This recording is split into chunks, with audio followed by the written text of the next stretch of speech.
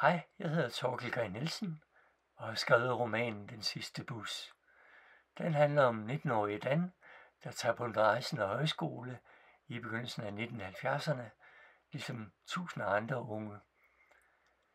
Dan er chokeret over al den fattigdom og uretfærdighed, han ser på rejsen. Han læser Marx og Mao og konkluderer, at det må være kapitalismens skyld. Men han dummer sig også, for eksempel ved at købe et Anders And-blad, der bliver stemplet som imperialistisk propaganda og smidt ud af bussen. Romanen er inspireret af mine egne og andre elever og lærers oplevelser på den rejsende højskole. De fleste af os tog afsted som afslappede flippere og vendte hjem som revolutionære socialister. Og det samme sker for Dan i Den sidste bus.